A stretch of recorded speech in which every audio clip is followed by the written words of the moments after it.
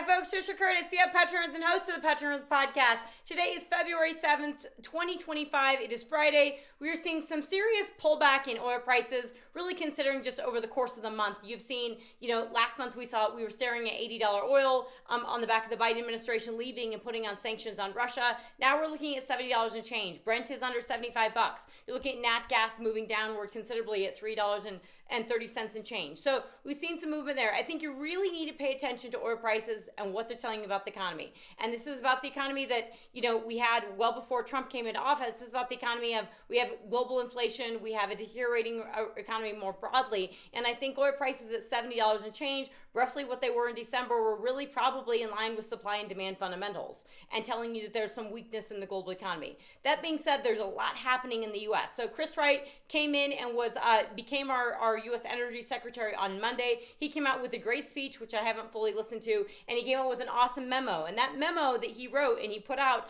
basically says we are going to, it's not just about drill baby drill, it's about electricity and reliability and making the grid affordable and reliable and putting talking about energy security and national security. So those are huge. There's echoing sentiment through that when you read the executive orders on energy security as well and everything to do with energy. And then lastly, I want to talk about the tariffs. So we have a lot of policies that have not landed. And I would say the biggest thing impacting the market right now, DeepSeek was one of those things last week. That's still impacting the market. So DeepSeek is still working its way through the market because what that's doing is that we haven't seen we have seen no bullish sentiment in China for years, right? They came out of zero COVID and everybody thought the Chinese stock in China was going to boom, and they never did, largely because the Chinese government is okay with the Chinese economy decelerating, and there are a number of reasons for that. But what we saw with DeepSeek was that it put this revival and got everyone excited, especially within China, that they had a rival to the U.S. Now, they probably didn't do it for $6 million. They probably didn't do it in 2 months, and yes, it is definitely the Chinese government. But that being said, it means that they can do it. So, and it did put into question marks of, is the whole value chain and the appropriate value of our stocks valued appropriately? NVIDIA and all these stocks are priced to perfection, and they're priced so high that, anything could take them down. And really what it showed last week was that the whole rung, energy, utilities, everything can come down with it. So I think what it's telling you is that the market's priced too high. Jamie Dimon has said this, that it's probably overinflated. We know it's inflated, and that things can take it down. And you have to be wary of that when you're thinking about things like 2008 and financial crises and recessions and what can actually do it. But all that being said, I really want to hone in on tariffs and the policies that haven't landed. So Trump came out this past week and said he was going to, over the weekend, and say he was going to put tariffs on Canada and Mexico and China. 25% on Canada and Mexico would be 10% on energy from Canada.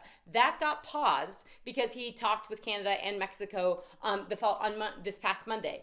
The tariffs on China are still in play. China's retaliated and said they're putting tariffs on they're not going to buy our crude, they're not going to buy LNG. Personally, for an adversary and somebody you're in competition with, you really don't want them buying your crude and your LNG anyway. There's a lot within the weeds there, and I really encourage folks to read or listen to the congressional report that comes out every year. It's a big annual document on China. It is 800 pages long. I'm halfway through it. There's something that you'll notice in there, and there's a thread about China. The thread, obviously it's about China, but there's a thread between Mexico and Canada. And so a lot of the stuff that's coming from China comes through Mexico and Canada. Fentanyl is one of those, but it's really about this de minimis rule that was included in the 10% tariffs on China.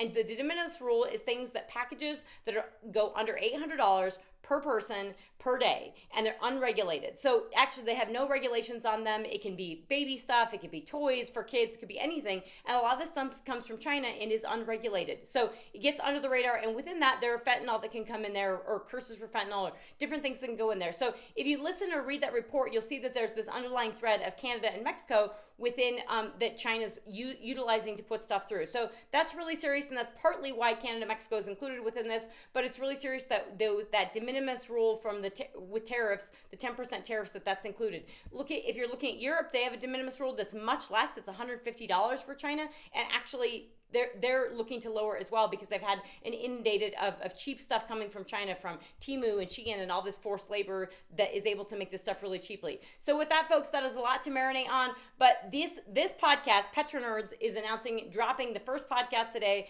episode 125 with Chris Atherton. This is formerly known known as EnergyNet, now branded as Efficient Markets. They are now a partner and sponsorship of Petronerds, so they are sponsoring the next few Petronerds podcasts. I'm going down to Oklahoma City next week, or not this next week, but the following week on the 20th to talk to their team. I'm super pumped, but that is a partnership and sponsorship with Efficient Markets, Chris Atherton with EnergyNet. I'm super pumped to announce it. I look forward to more and look forward to working with them. So thank you so much, folks. Bye.